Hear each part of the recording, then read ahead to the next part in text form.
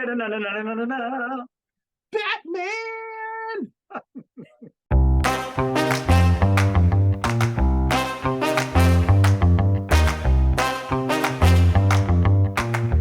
Hello, Tom. Hey, Dana, what's happening? Oh, having technical difficulties. That's the norm. That means it's working the way it's supposed to. Right, It's if it not goes, working. if everything goes smoothly, you're doing something wrong. Something's wrong. Then I get suspicious. That's the way it goes. I'm going to jinx us and say that we have so far not lost an episode, which is almost unheard of in, what are we on, 44? Around like episode like 44 of this? Craziness. I 44 had a little episodes. rescue toy here, and I lost it in the hubbub of changing headphones and everything else. Oh no, he's become unrescued. Unrescued, re-lost. He now requires rescuing. Perhaps you'll find him on this episode of Two Guys Talking Toys. Welcome, everybody. I'm a mess today, Tom. Going through some things. Hey, that's understandable. If you weren't going through some things, something would be wrong. I guess so. You know what it is? I scarfed down before getting on the mic. Loyal listeners and Tom, I guess I should apologize. I scarfed down like 3 Keebler fudge stripe cookies that are so yummy. Oh, those are great. I was thinking about getting some of those last night. Yeah, and now I'm feeling cookie mouthed. You're getting the and cookie apparently sweat? The sugar rush has made me unorganized. You're getting the sugar rush and the cookie sweats? And then, and then the headphones didn't work. Nonsense, I say, nonsense. So, get anything new? I did. So one of the things that makes this a very fun, high quality podcast that everyone should like and subscribe to if you're enjoying the content is that for the last, I don't know how many weeks, I have been ordering things and I'm promptly forgetting about them because my job is stressful. And then on Two Guys Talking Toys, Dana asked me what I got, and I say, I don't know, because it came in the mail, but I hadn't opened it yet. So I'm opening it now. What happened to that thing? It's all I've been pulling it apart as we speak. So this is, hey, from my favorite random seller on eBay. I got Bludgeon from Transformers, and it looks like the box has been bludgeoned. Oh yeah, he lived up to his name. He was having a fit in there. I don't blame him, because Bludgeon's not like the happiest guy in the world. Well, so for those who are not in the know, Bludgeon is a what was called a pretender transformer, which is a hilarious hat on a hat. But I love the gimmick, the transformer that is adopting a form to hide in plain sight, but also the pretenders now are a robot that changes form, but also have an outer shell that looks like something else. So right. Bludgeon's outer form was one of the cooler ones. He had like the cool samurai armor and had the skull head. But in modern times, updating that into just a transforming robot, they can't do the gimmick anymore. It's kind of funny. A lot of the gimmicks from back in that time worked because we didn't have the engineering chops that we have today. So with what we can do now, that gimmick kind of doesn't work because you can make a full shell to put over this, but it's funny how the technology moved forward and then the abilities went backwards. Yeah, because we no longer have the ability to like cover this up and also have that be articulated. Oh, it looks like not only did I get the figure I asked for, it looks like he has his stuff. He's got his stuff in a little, oh wait, or is it? I'm seeing some extra tape on here. Did someone, I don't think he has his sword. What are these? What are these?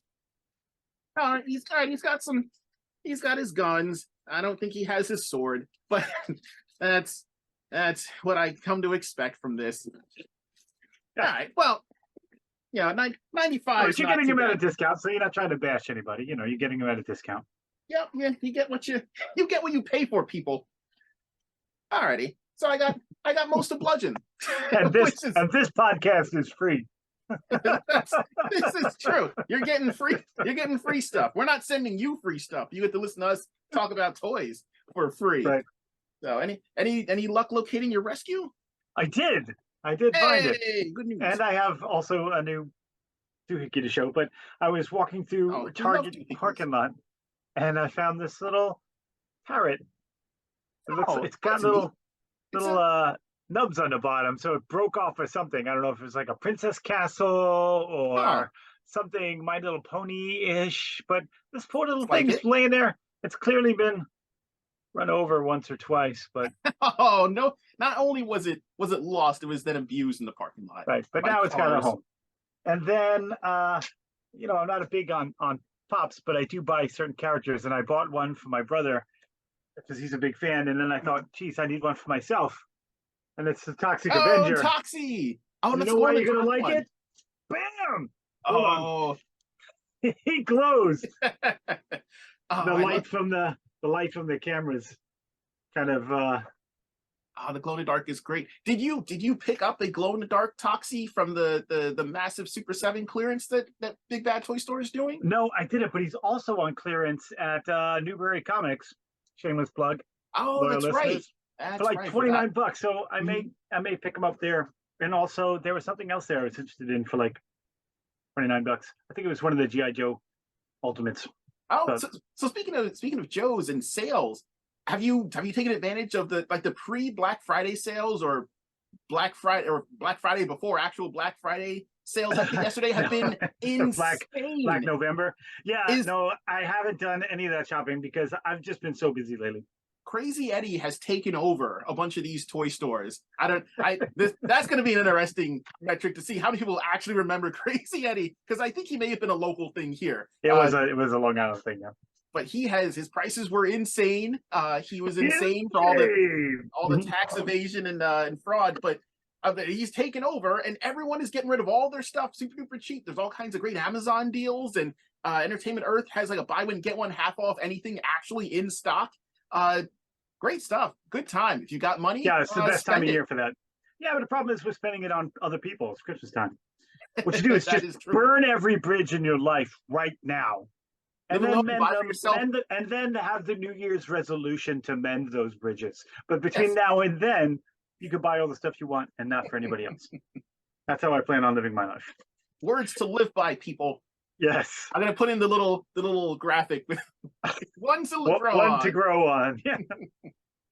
All right. Well, Tom, you know, it's about time we pulled something on this show that should have been done a long time ago. You talking about Space Goes Coast to Coast? Yes, Breck, I am. No, I think we need to take a little trip to Gotham. Oh, nice. I'm prepared and ready to go. I can't believe it's been this long and we haven't talked about my man, the Caped Crusader. I have a question for you. What's that? You ready to get nuts? I am ready to get nuts, and you know what? I have Batman right here in studio with me. Let's get nuts. Let's get nuts. But this is this is classic. He did. That is terrifying. Just a slight turn of the head, mortifying. I don't feel safe. Yeah, crime's over there, Batman. There's crime afoot. Yeah, we need to talk about Batman finally. It's a long history, much like the Superman. You know, it has a long history. So I'm gonna present a confession. I thoroughly enjoy and love Batman. My knowledge Is this gonna hurt my heart? No, because I genuinely like Batman. So this isn't one of those I don't like Batman. Who does he think he is? I enjoy him. I'm so kind of on the fringe of Batman stuff because I love more his rogues gallery, and I didn't collect a lot of actual Batman toys. And some of the stuff that I do gravitate towards may seem, I guess, part of the stuff that most Fairweather fans gravitate towards. So we'll see where this goes. Okay, we can do that. Let's go to Gotham. All right, let's go to Gotham. And my first memory of seeing Batman toys was, of course, they were pre, 50s, 60s toys. We're not going to get through all of them, but everybody remembers the Mego Batman. Because the Megos were what, in the 70s? 72? 72 they were released. And Batman was interesting because he had a variety of variants actually in Mego. He's got a different head. Now this one's obviously old, it doesn't have all the stuff, but he had different head, different his utility belt would change, his emblem would change. And then so this is one that would have had, see how his hands are skin colored? Yes. This is one that would have had a glove slide over. Oh, They that's had a pretty cool. variety of, so these were painted before. And then in 74, so this is probably like a 74 edition, they had these big giant like oven mitt gloves that would slide over, and the boots changed, and it had a much had a much different look to it, and the gloves then changed as well. Was the cowl removable, or did you just swap the entire head? No, they had one with a removable cowl, and Oh, then so the we could paint. unmask Bruce Wayne. Yeah, That's and pretty then cool. the paint, the painted head would get, different. There were some changes. This one is very, like, I don't know, he's got a weird, like, stoic, had too many carbs kind of bloated look going on. But he's observing right now. He's just yeah. arrived at the party. He's not sure if he knows anyone there. Superman's at the center of attention, of course. I don't know if I want to be here. The funny thing is, like, Mego went to town on Batman toys. Like, every iteration of their superhero lines had Batman in it, of course. And the Mego guys were basically Action Jackson in footy pajamas. That's really what they did. They just put on a different head and put him in some footy pajamas like we wear every Christmas Eve. And that was it. It was just Action Jackson putting on his Christmas Eve pajamas. And he was a jack of all trades. Yeah. And then, Mego had the license for a long time and did some interesting things, because they did this. And then in, like, I don't know, mid 70s, 75, 76, they did bendies. Oh. They did, like Gumby stuff.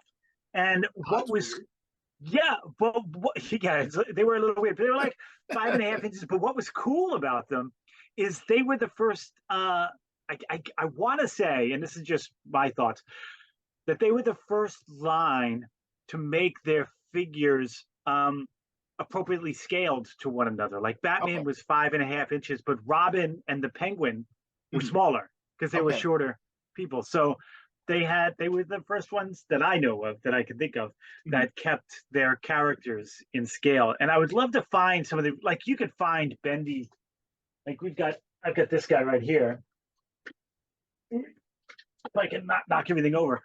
They were kind of like this style, Oh, okay. Not as cartoony. But I would love to find the, my brother actually sent me this. I would love to actually find the original, Mego bendies, like on card, because, otherwise they're all dirty and gross looking. Yeah. Trying to find what company this is.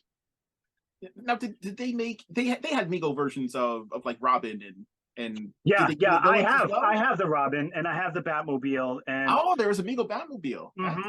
It's pretty cool. It looks like the 66 Batmobile, and then it's actually out there. And then a couple of weeks ago, I showed my new Gets. Was I got sent, my mother, who still buys toys for me, which is great, sent me the Mego Penguin and the Joker. And that is awesome. a couple other, it was fantastic. But Batman was sort of always, ubiquitous to me. And then right after the bendy line, or at the same time, they did like a 3 3/4 inch, and they were kind of squat and weird and had some accessories. But that led into the. Do you remember when we talked about the Superman, and I had the General Zod and the Jor-El that I thought was Mxyzptlk? Oh yes, they did that line, the Pocket Heroes. And they did, of course they did Batman and the whole 9 yards with that one. But what was cool about them, like before that, like they did 2 3 3/4 inch lines. I don't have any of the Batman ones, which is a crying shame. But before that, like that was a molded figure, those Pocket Heroes, like I showed. But before that, that 3 3/4 inch line was weird because they had the same parts, but they molded them at the same color, and then they would paint for each character the pieces separately and then assemble them. And it's just weird. Yeah, it's a little.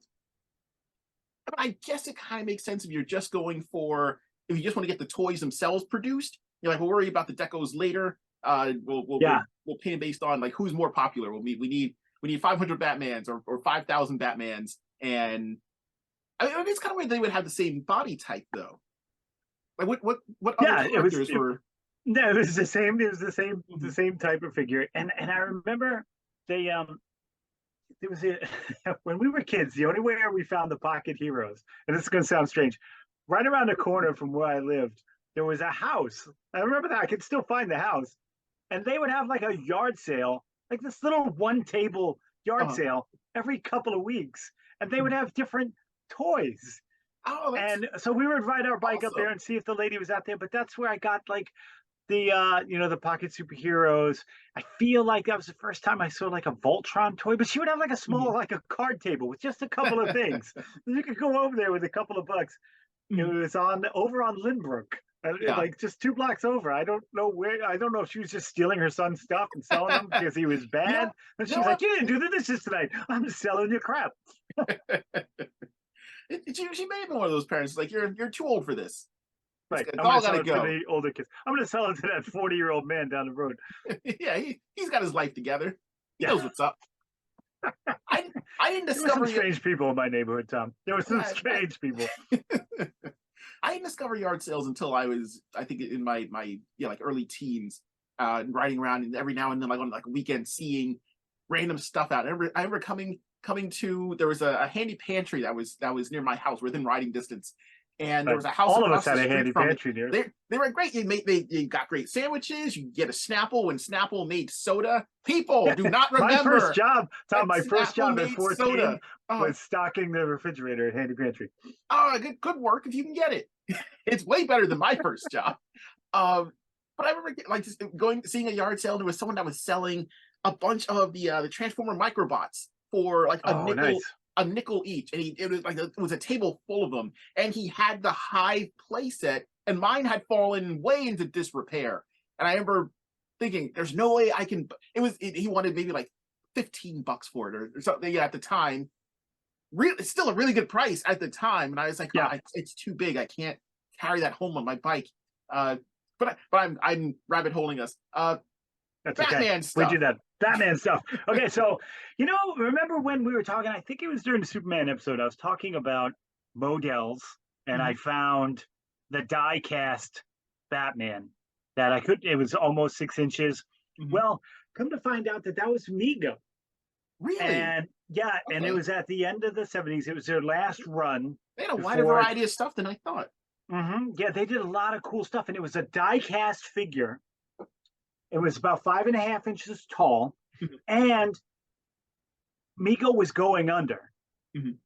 because Kenner took over the Yeah. DC line in the early 80s up to 84, and they were going under, and they made this for collectors. Remember, I said it fell apart because it was die cast, and every time you play with it, a joint would give out, and Uh, I'd have to wrap it like a cast and mhm. tape. But they were designed for collectors at the time, and Ah, I would love to say, and I don't know this for a fact, but that that's was like the first shot at making a toy for sad people like us. specifically non-child aimed toys, and Right, that would explain why it was the death knell for Mego. right. Didn't Because work. I mean, we've been told for years how little we matter to big companies, and it's true. They don't Yeah, care. But to have made that to have taken that shot back in like the yeah, 70s. yeah. It was Oh like, man. God, I want to say like 78, Or somewhere in there. I mean, I was maybe old enough to have my own allowance and mhm. go there and buy a toy. So, or I maybe was the ship 5 or was 6 years going old. maybe the ship was going down anyway, and they were like, look, since we're not going to make it out of here anyway, hey, let's see if we can appeal to some of the grown-ups. Yeah, I'm which grown and was I make this cool and I that they like it. tried it. Mhm. It's bad that they failed miserably. Yep, down they went, and then up rose Kenner. Up rose Yeah. Kenner, and that's where it got real, right? I That's mean, where it got real. because Christmas of 1984. That's when it happened for me. it all came together. We got a new Batman movie. We got the cool Prince soundtrack. We got Well, that was 89. oh, and I am way off on this. I Yeah, apologize. 84. We got the Superpowers line Superpowers, right? with their cool like cha cha cha Battlematic action. He will catch up to you in a second. Yes, and do the. Don't make Batman chase you. It looks like he's. I gotta. He's making me run. Here we go. You can't get away. You name one criminal that's ever gotten away. Right, especially when they look like this.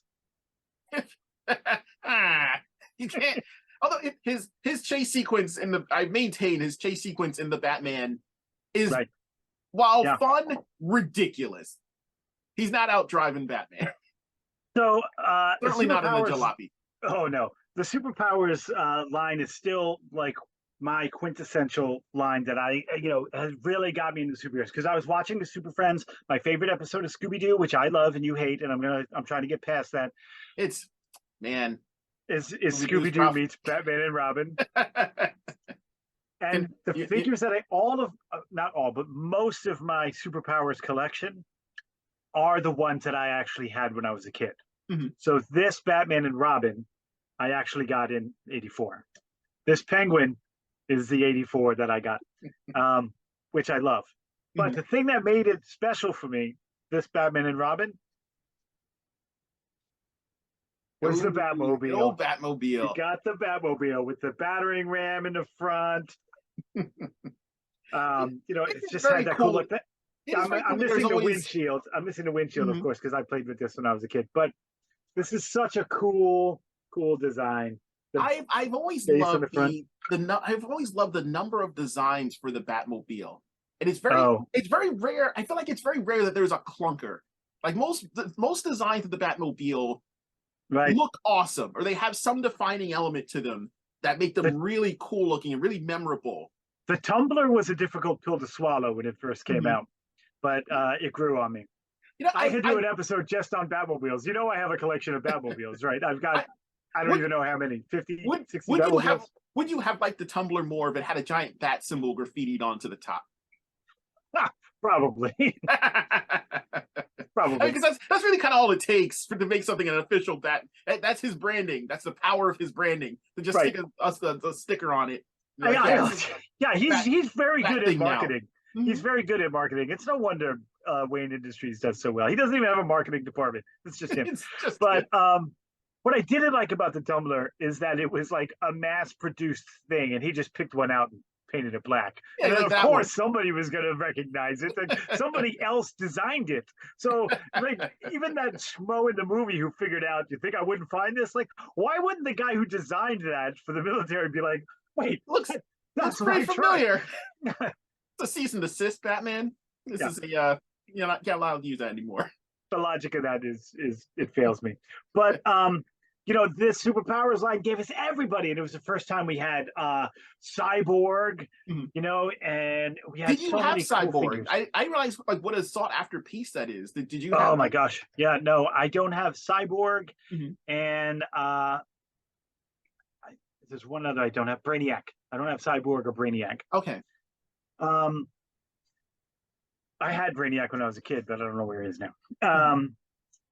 But this line was a home run for Kenner. This Batman figure is fantastic. It's got all the classics. Of course, it had a cape that I don't have, but it had everything you want a Batman to be. And it's simple, and that figure line is phenomenal. And that figure line is the one that got me into the mess that I'm in today with 6,000 superhero action figures is because of Kenner's 1984 superpowers line. And that Christmas, I'll never forget it. It was that Batmobile.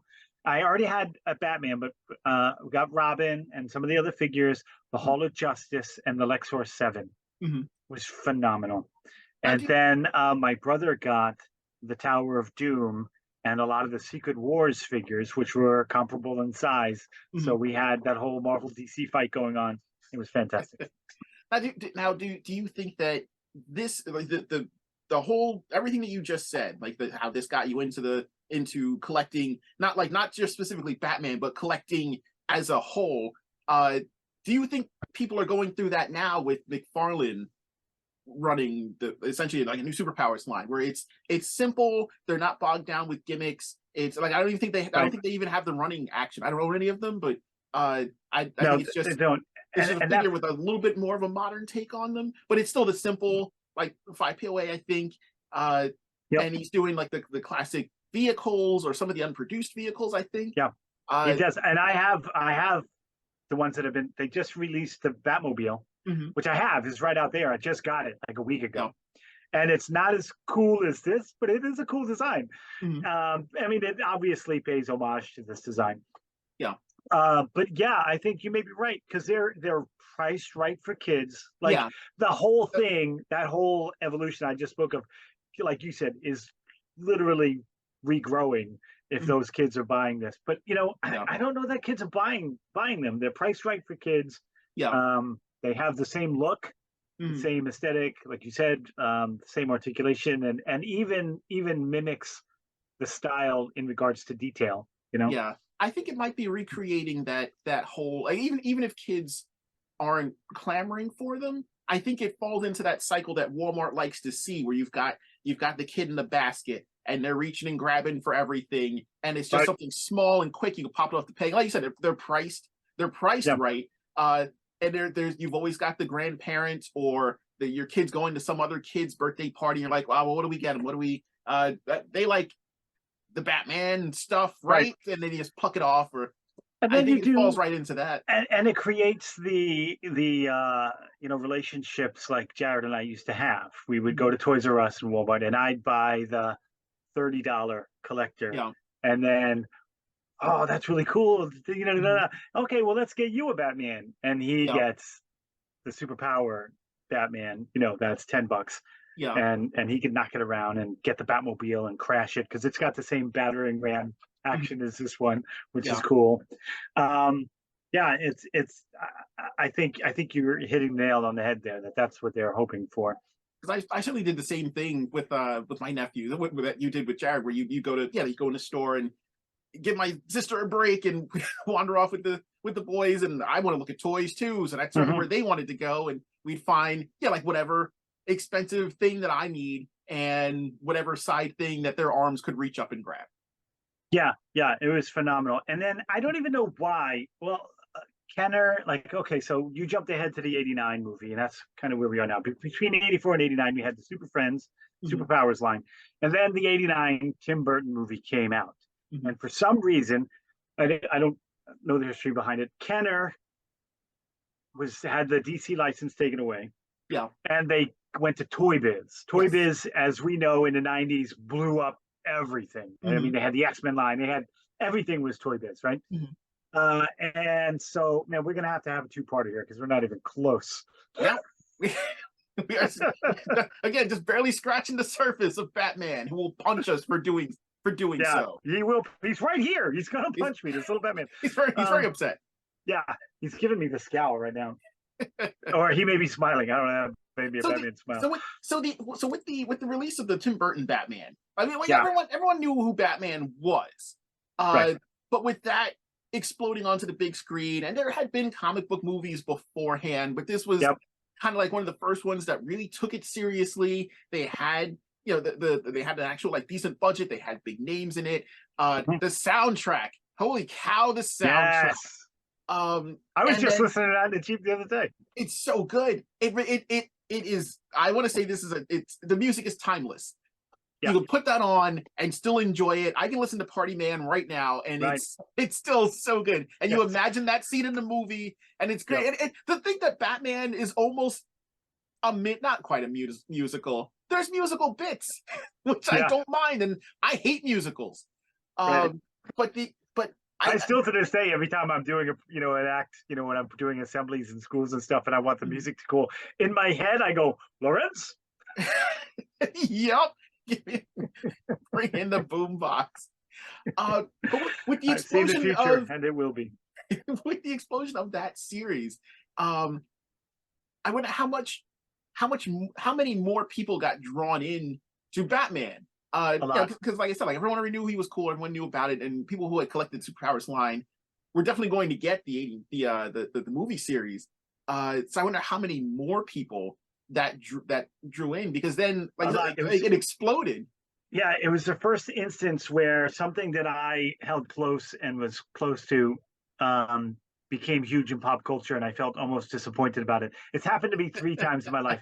First time was Batman, when the '89 movie came out. I was excited, and now suddenly everyone had a Batman shirt, and then I was like, but that's my thing. That's my thing. I Right? liked him before he was cool.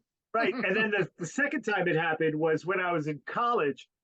I really enjoyed the music of the Bare Naked Ladies because I had a friend from Canada who introduced me to them, and I was like, "Oh, they're so fun!" And then suddenly they blew up everywhere, and I was like, "No, that's my thing." And then the other was when Deadpool became a big thing because I was a big fan of Deadpool from day one, and then I'm like, he's everywhere. But anyway, I digress. So those came out with Toy Biz, and they had weird gimmicks, like you were just saying. Like the Kenner guys had that Kenner squeeze thing, but like they had the bat rope that came out of his belt buckle. See, that I remember, and and it's funny so you could do that. You weigh a little more than 108, even though you didn't have a Vicky Vale figure. He had no way of knowing. He was just being a jerk. But it's kind of funny. I remember that gimmick. I remember that specific thing, but I don't remember having a Batman figure from that line. Was there another toy that used that gimmick? They were kind of bigger. Like they tried to. Now the Batmobile and all the vehicles were outstanding. Yeah, the Batwing, the Batmobile, the Batboat. Did they make the Batcave? Cave? I don't remember if that was one of those unproduced places. No, I don't know that they did. They may have, but I know they did the Batwing and the Batmobile. The Batwing had the grabber on the bottom and the thing in the front. It was fantastic. Now, at what point because the movie was like their stepping stone. That was their introduction. Hey, this is what we're making. Enjoy all the Bat characters. Enjoy Bob the Goon. Yes, best figure in the line because that Joker figure is horrible too. Not their best work. But at what point did they shift from movie line to kind of like harkening to the comics and the cartoon, because that was the beginning. And I'm kind of sad that we're almost towards the end, but this is also the beginning of Batman's prepared for everything, and it's one of the things that people both joke about but also kind of love, and has now become his superpower. Like prep time is Batman's mutant power. But I think that the Kenner line really kind of helped play into that, because even though you watch the show and you'd watch Batman overcome the odds, the Kenner line was the one that said, well, you need Skyrocket Batman. Right, that's the second time Batman. Kenner got it. So what happened was Toy Biz got the Tim Burton Batman line, and then they created a superhero line after that. And it was the Flash, Green Lantern, and Hawkman. And they weren't very good. They weren't very good at all compared to the Kenner stuff. They still had that weird bloated look, small arms, right? They're a little thick in the middle. And DC was like, you know what? Sorry, we miss Kenner. You tried. And then they gave it back to Kenner, and that's when we got, for the second movie, Batman Returns was Kenner, but they just used the old paint thing, so it didn't they just repainted this Penguin. Yeah, gave him a black jacket and a black and red umbrella, and that was the Batman Returns Penguin. It looked nothing like the Danny DeVito. No, but they said, Kenner, we need you back. And Kenner said, well, we already got the molds. Here you go. Bam. They just wanted to jump on it. So that's, that's how that worked. That's interesting. So Toy Biz had it, and was it those later heroes that caused it to tank? And DC said, I think so. Yeah, they were like, that's not good. And then what happened is exactly what you were talking about. In 90, Kenner got it back. And that's when we got Tech Armor Batman. Yeah. Like all of the weird Thunderbutt Batman, whatever you name, Costco pizza guy suit. You can stick almost any profession plus a verb, and he had some kind of armor based on that. And I love him for it, to the point where, like, if there is not a frog busting Batman armor, I'm going to be disappointed. Like, it has to exist somewhere. And that was the whole line. They repainted the Joker from the original Kenner line to look more like the movie one, right? So in the original one, he had like more pinks and purples, and then they repainted him to have a blue waistcoat. Yeah. And then they repainted the Penguin, and then the rest of the line was the same Batman mold with different colors and different weird gimmicks. And it was called like the Dark Knight. I think it was called the Dark Knight was the line, the Dark Knight. And it was kind of and that held us over until the next movie, the Batman Returns. I loved seeing how all of these, and again, like people would kind of maybe poke some fun at it or whatever, but after a while, I loved how that bled into the mass media for it, or the comics, the cartoon. There's the episode where like he fights Mr. Freeze, but he comes out in like the Arctic armor, and I don't think that kind of stuff would have been happening had there not been this hilarious I don't know if you would call it nostalgia, but there was all kinds of clatter over this silly Skyrocket Thunder Whip Batman, and they started incorporating that into his actual. And I don't think we see that as much anymore. Like I don't know how much, even though like toys are based on comics or shows are based on comics. I don't know how often we see the toy line. We've seen the movies affect toy lines. I don't know how often we see actual toys themselves made by the manufacturer then backwards bleed into the media that created it. Right. You don't. That's a very 80s concept. You know what I mean? Like, these are the figures we have coming out. And this is what they do.